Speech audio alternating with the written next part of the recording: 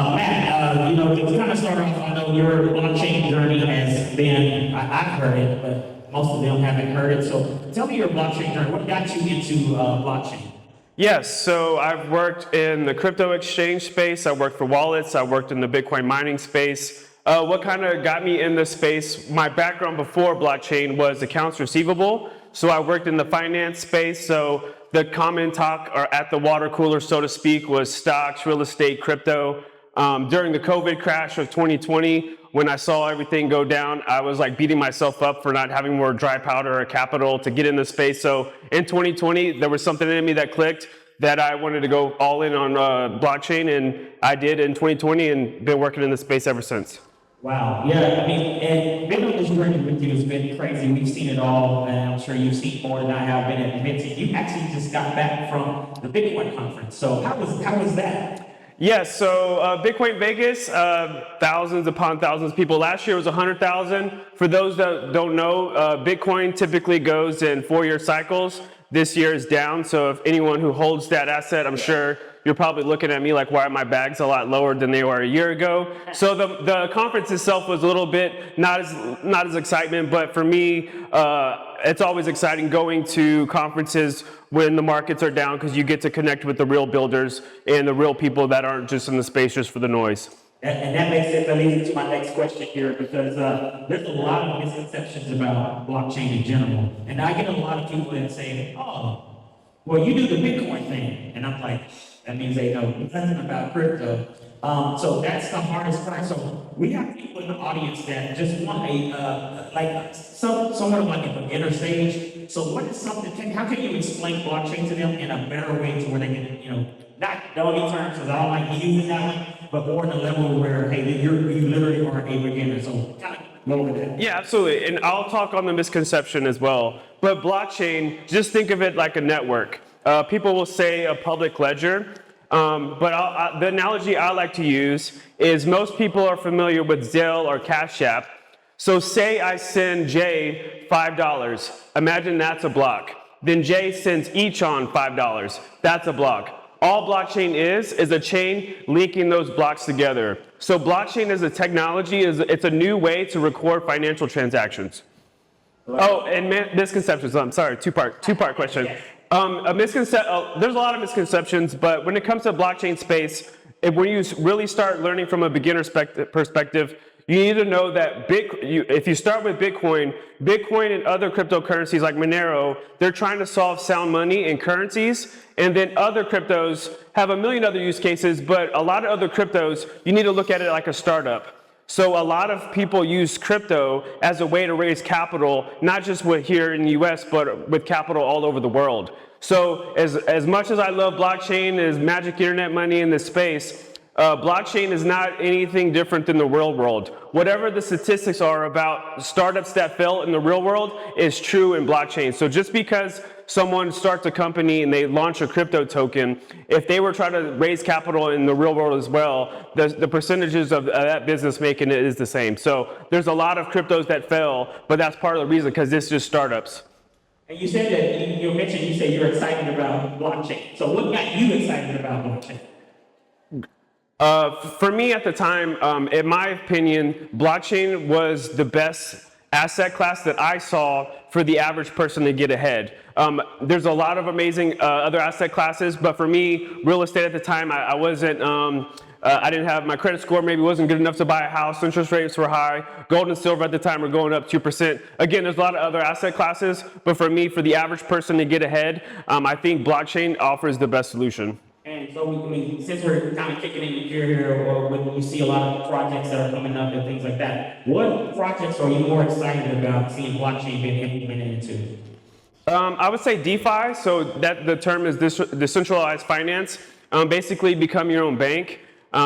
It's basically a better way to get savings on your money working for you. So DeFi is the space that really gets me excited about blockchain. And so we just had Dan up here, and then pretty soon we're going to have Brandon up here. And that's, we talk about a lot of AI. So how do you see that marriage of AI and blockchain? Yes, so I just hosted an event. It was my best turnout yet. We had 80 to 100 people. AI agents, that's what everyone's talking about.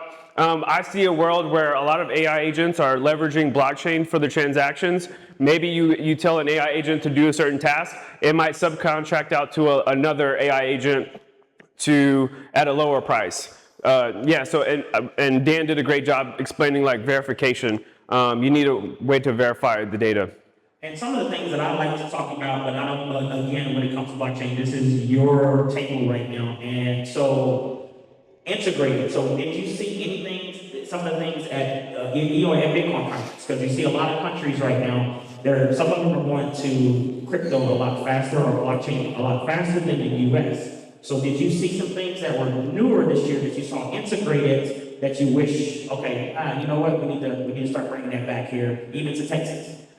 Well, at the conference, people allow you to use Bitcoin and different cryptos to pay for stuff. For me, to kind of answer your question better, in 2024, I got the privilege to go to Argentina, Thailand, and Canada. And for me, I encourage everyone to go to other countries. We have the blessing of the US dollar as one of the strongest in the world, while other people don't live in that state where their currency doesn't fluctuate as much as ours.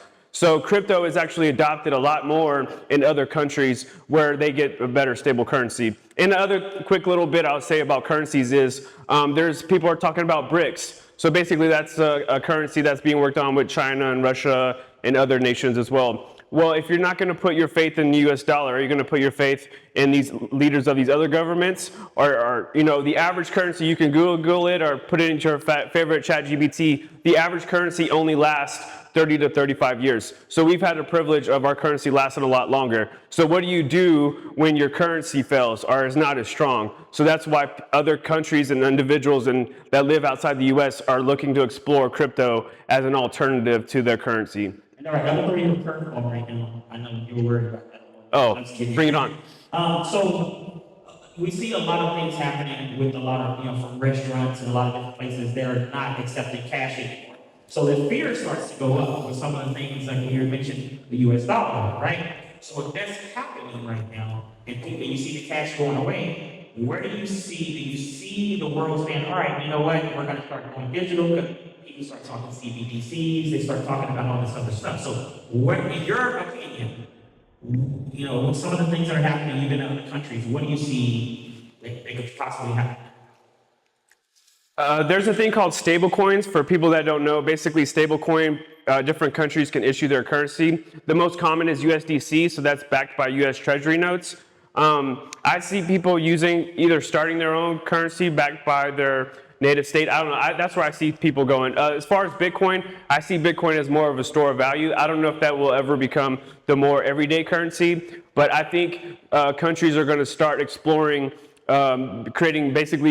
having their own digital currency because I don't want to get politics here, but we have an interest to protect the US dollar being strong. So maybe we might get involved in we might get involved in other people's business because of our currency or because we want to protect our currency. Well, if you're on the other end of that, of, someone else telling you how to run your, I don't know, how does it feel if you're the Fed just prints $39 trillion worth of debt and they're getting stuck with the consequences. So I think there's just going to be a push for other countries to basically create their own stablecoin.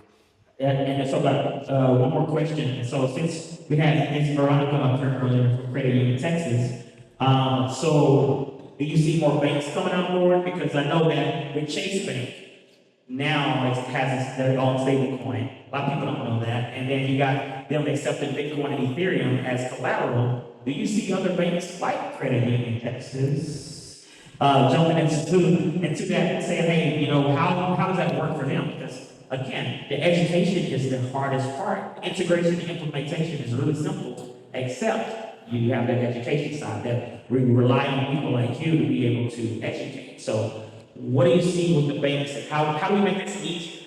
So I feel like that's kind of a spicy question because, Credit Union Texas is in the room. But right now there's legislation in the crypto and blockchain space trying to be passed. And right now there's a lot of banking lobbyists that are fighting a lot of crypto companies from getting these laws passed because these issuers of stablecoins want to pass on the yield to people holding those digital assets. Well, for the longest time, the banks they hold the assets and they're getting the treasury yield and they're giving you a way smaller percentage than that. So right now, big banks and crypto companies are fighting. But what I will say about where I see the future of banks go, I see a lot of banking companies starting their own blockchain, basically creating their own network, similar to like a Swift, but basically creating their own blockchain. That way they basically get to keep way more of the capital of the transactions that happen. So I see banks creating their own blockchains, and I do see banks starting to accept Bitcoin and Ethereum and maybe some of the more conservative cryptos as collateral. Some of these other magic internet monies and fly-by-night cryptos that go to zero soon, no, they probably won't use those. But Bitcoin and Ethereum will probably be the first for sure. All right, we got questions. Any questions? Any questions? Well, we got one over here. All right. Hey, Matt. You know how, they say that the blockchain is used for laundering money and for nefarious activities, per se. How easy is it to get away with doing these things on the blockchain, since you said it was an open ledger, per se? So blockchain is a public ledger. Blockchain is probably the worst technology to use if you're a criminal.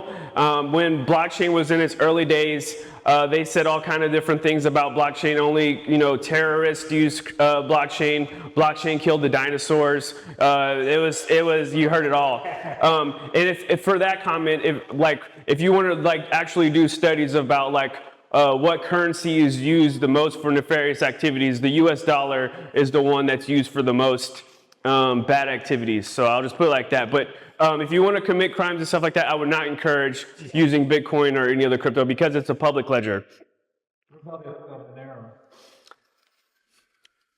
See me at the next J speaking opportunity on that question. So, to those in the audience that didn't know, he asked about a privacy coin. Privacy is getting a lot of buzz, and I'm sure that's a lot of buzz in AI as well, because people are giving all their data over to Claude, and then they're like, oh, it's doing all this work, but what about my privacy? Well, there's digital assets out there where they have private transaction as well.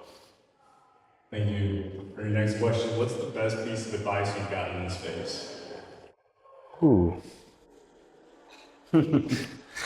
Long-term mentality. I don't think digital assets is any different than real estate, gold, silver, stocks. I think if you want to get in this space, you need to have a long-term mentality. Hey man, do you see how do you see any decentralized networks training AI competing with these NVIDIA clusters? So I won't say my credit score is good to talk about all the decentralized networks, but what I will say is I do see as far as the overlap between AI and blockchain goes. I guess my hot take would be right now you could probably type into ChatGPT where can I get X version of Jordans, but you can't tell ChatGPT to buy it. So I think when it comes to agentic commerce, I think in stablecoins, I think they're going to use crypto to buy and transact on AI. So as far as decentralized networks goes, I think there's going to be a huge overlap as far as AI agents and AI and blockchain. Yeah, I'm going to circle back around to the conversation you had earlier. You were talking about the various things that are happening. There's billions of dollars that are being stolen each year in the blockchain space. How are they getting away with it? How much is actually getting retrieved from that? Are you referring to hackers? Absolutely, yes. Ooh.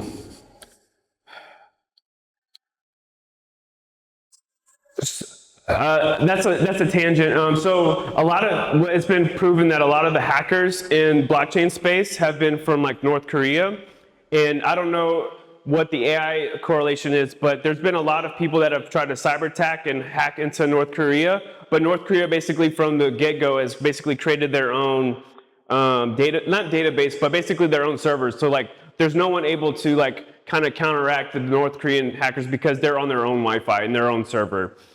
So how they tie it back into the network if they're on their own, right? You have to attack the network in order to be on the network that everybody else is on.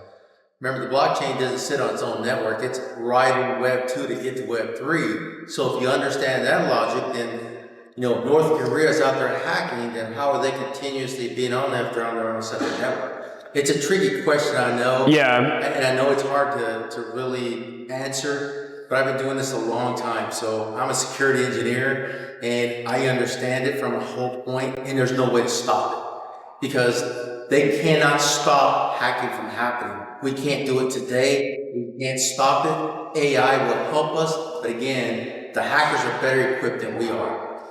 So to answer the question, there's still a lot of stuff happening on the Web3 space. Doesn't matter the ledger, they're going to get bypassed that ledger. Tornadoes coming around, spending money, doing it 100 times. AI is helping them do that. So it's up to us to figure out how to get ahead of it, not stay behind. Yes, I agree. There's talks about quantum, the future of quantum. All I can say is I know it's a concern for a lot of people. For me, there's like the Michael Saylors of the world, the Mark Cubans of the world. There's a lot of smart people that are smarter than me with way bigger bank accounts that are putting a lot of money in this space and for security. For me, it's more comforting when I'm seeing nation states and big people with huge net worths park their money in crypto and blockchain.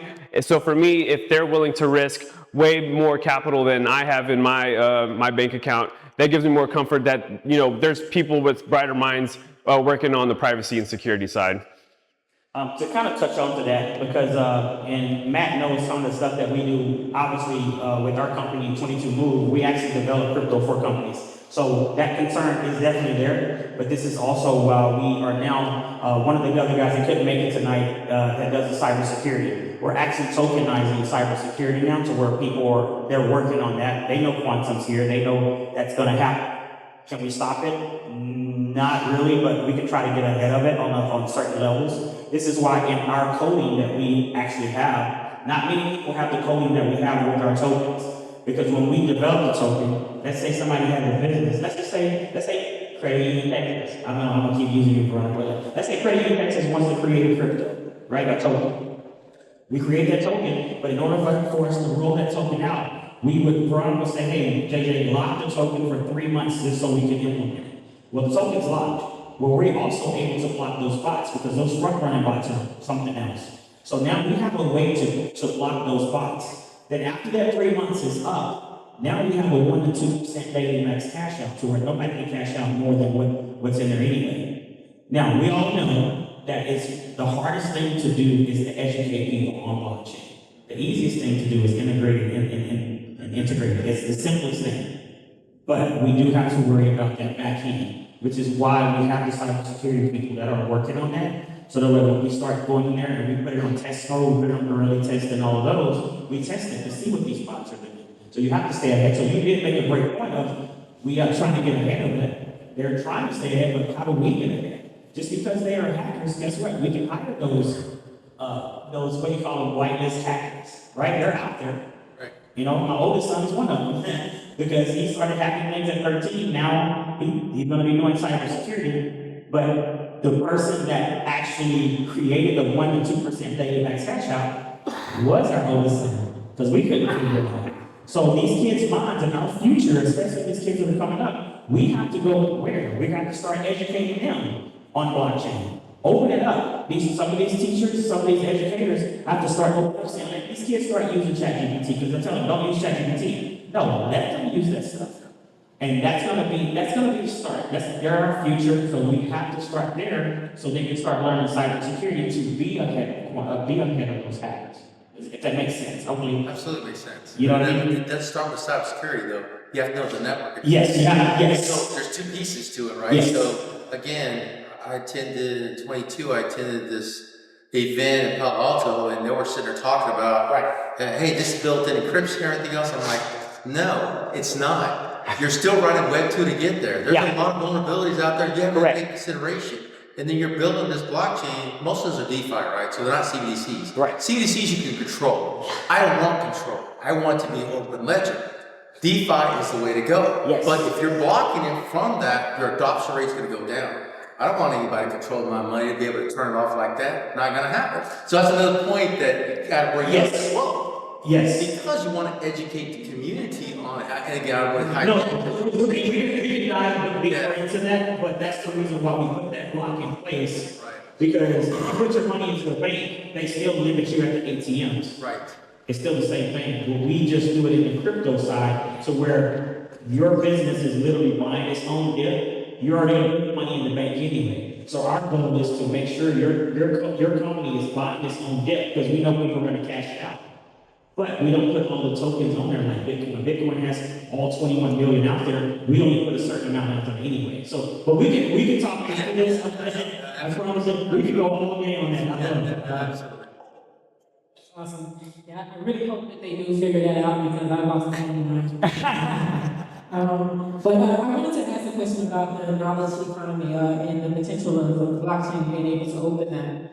With me right now, I'm doing an app and I'm very interested in like health knowledge economy, right? And so using blockchain to help, exchange this information. What do you think that is going to be needed or required in order to help that actually be a wide adoption? Because right now it's like, it's almost like an RWA, but who's buying it? Great question. So I like to use the analogy. So for real estate, so for those who don't know, RWA stands for real world assets. So blockchain has been proposed to be a good solution for the real estate space, because if you look at the world statistics of how many people actually have proper paperwork as far as the house title, house deed to their house, it's less than 3% of the world. And not only that, when you buy a house, you're paying some random mortgage company thousands and thousands of dollars just to transfer paperwork from one place to another. So kind of similar like healthcare, putting your data on the blockchain, there could be a lot of use cases like that. But I do think there is a utility there. I don't have the right answer for you. How do you put people's personal data on the blockchain in a public ledger, but also only reveal certain things to the masses? So I don't know, for people that go buy alcohol, I think it's okay, yes, you want to check their age, but I don't think people should know, I shouldn't know where you live and your height. So I think that's way too much information. So I think the blockchain can do certain things like putting your house title on there, but they need to do it in a way where you only limit to certain information. Yeah, and I think that goes into smart contracts and being able to kind of set that have that setting there, so that if someone comes and they request a certain thing, you can say, hey, well, I want to release this, and then that's it. Yeah. Okay, thank you. All right. And being on the development side, there are cool things that you can do. Just with coding, I guess I'm not a coder. My business partner is that guy's a genius. But when it comes to coding, there are things that we're able to do in real estate. Obviously there's certain things I can't say about it right now because we're still working with some clients. But there's things that are allowed on the blockchain where, let's say you sold your house, and when you sell your house, and I send you straight to your wallet. To the other guy's point, with decentralized, we're able to do some cool things because they will not release those funds to you until it's a signature in there, or you got two signatures, right? It's like having a glorified trust.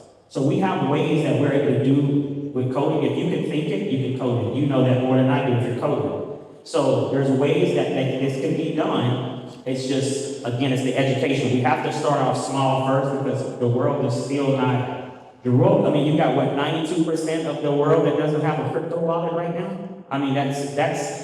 That's a lot. So, and then you got less than 1% that even really understand how to tokenize it. Are my numbers off? No, it's hard to know the actual percentage because one person could have 200 wallets, so. Yes, and I'm glad you brought that point up because you might look at a token and it's it's 1,000 wallets. But then they need one wallet, or they got a bot that's running it. So you have no clue how many tokens. So that's why it makes it really, really tough to understand it. But once you see it, you can't unsee it. I promise you that. Any more questions for Matt? We have one more time for Mark. One more question, and we got to bring up our next one. So what about the overhead associated with the blockchain transactions? I remember when it popped up, hype about the whole blockchain started 10, 15 years ago. Everybody's so excited about blockchain. When the company started implementing it, they realized because it's a public ledger, every transaction is heavily recorded. There is an overhead associated with running the blockchain network. So for the real-time transactions, it's slow. So and then kind of the popularity of the blockchain adoption slowed down. So what's the new, just curious, what's the new development on that? Well, I will say in the beginning, or just in general, I still think that's a huge use case or importance of why people should look at crypto or the digital asset space. Again, not knocking the credit union of Texas, but most banks are closed on the weekends, evenings, holidays. Let's just say Cash App. I'm familiar with Cash App. If I want to send you a Cash App payment and I want to send it to you instantly, or if you want to receive it instantly, there's a fee. Western Union fees are insanely high. So I think banks have been catching, that's why they're fighting this bill so hard, is they're catching on that with other cryptos, let's say like Solana or USDC, Circle, a lot of networks, you can send a transaction instantly and it's less than a fraction of a penny. So when you compare like wait time as far as like a bank, you might not have a transaction post until over the weekend. Also, like another example is, I bank with Wells Fargo. I know, like, actually, this is a plug for credit unions. I work with people, I've known people in the past that would get their checks 2 days before mine because their money posts way quicker. So Wells Fargo is making a killing on holding people's paychecks another day or 2 more days later based on the interest. So I don't know, just there's crypto, the transaction fees is literally less than a penny and it's instant. Now I will say, so like other networks, like there's different networks. I don't know if I want to get too much into these, but like Bitcoin transactions might cost a little bit more, but there's security. So there is a trade-off. If you want a way cheaper transaction fee, their trade-off is there is less security in some of these networks, as opposed to if you want, way more bulletproof, secure, hard money, well, your transaction costs, you're going to pay for that. Yeah. All right. Everybody, one more time. Let's hear it from Matt. With the blockchain knowledge.